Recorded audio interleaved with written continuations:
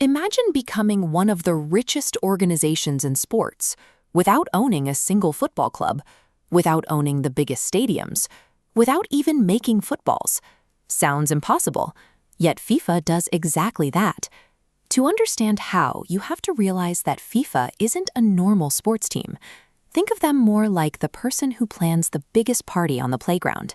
They organize the tournaments and keep everything running on a massive 4-year calendar that revolves around one event, the Men's World Cup. When people hear FIFA makes billions, they usually assume the organization operates a giant factory stamping out soccer balls or a global shop full of jerseys. But you can't walk down the street, go into a FIFA store, and buy a product they actually manufactured. So where does all the money come from? Well, if you don't actually sell physical stuff, you have to sell something else. You sell the permission for everyone else to be part of the event. Imagine you build a really great lemonade stand, but instead of squeezing lemons and selling cups of juice yourself, you just set up the stand and charge other kids for the right to use it. You're not selling the drink, you're selling the permission. The biggest permission you can sell is the right to point a camera at your stand. You tell one kid, "You are the only person allowed to film my stand and show it to the rest of the school, but pay me first." This photograph shows that arrangement in action. Television networks pay FIFA massive amounts, over $4.2 billion, just for the 2023 to 2026 cycle, for the broadcasting rights. That's the fee just to show the matches in their region. TV networks hand over these billions because football is the most popular game on the planet. They know billions of people will tune in, which means networks can charge other companies a fortune to show their commercials during the game. They fight for that exclusive permission because they know the crowd is guaranteed to watch. Another way the money flows in is through the logos you see in the stadium, like the one on this screen. This is what's known as marketing rights. Back at the lemonade stand, this is like the neighborhood bully paying you $10 just to slap his sticker on your pitcher so every customer sees his name.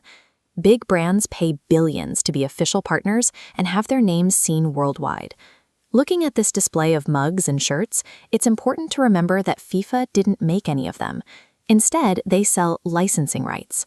It's like telling your friend they can make t-shirts with your face on them as long as they give you a small cut of the money for every single shirt they sell.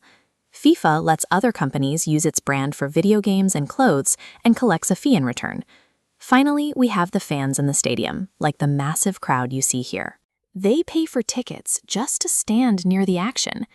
And for the fans who want to feel extra fancy, FIFA sells hospitality packages. Think of these as golden tickets that come with luxury seats and special treats. When you stack all these permissions together, the total is staggering. Between 2019 and 2022, FIFA brought in $7.56 billion. And for the next 4 years, they expect that number to climb as high as $13 billion. Making billions is one thing, but FIFA also ensures they don't have to spend much of it on buildings. Imagine throwing the biggest party on the playground, but you convince a friend to build a brand new house specifically for your party. This photograph shows the hard work required to build a World Cup stadium. FIFA doesn't pay for any of this. The host country takes on the massive cost of building the stadiums, the roads, and the hotels themselves, using their own money to get everything ready for the big event. Countries bid against each other for the chance to do this because hosting the World Cup brings a massive wave of tourists, global attention, and new investors to their doorstep. They pay for the infrastructure because they want the world to see what their country can do. If FIFA is making billions of dollars but isn't spending it on the stadiums, where does that money go? FIFA is actually a non-profit organization. Instead of keeping the money in a private bank account for owners to spend, they act like a giant sprinkler, shooting the money back out to help the sport grow everywhere. You can see that sprinkler at work here, with a coach helping kids learn the game. FIFA's billions pay for the actual tournament staff, massive prize pools for the teams, including a record $727 million for 2026, and football programs for kids all over the world. It's a continuous loop. FIFA earns massive amounts of money during the World Cup, then uses that money to feed and water the sport, so it gets even bigger for the next time. This is how you build a global empire without owning a single club or factory. FIFA's most valuable asset was never a physical object you can hold in your hand. The most valuable thing FIFA owns isn't a stadium, it isn't a football, it isn't even a player. It's something every company on Earth wants: attention. Because wherever billions of eyes are watching, billions of dollars eventually follow.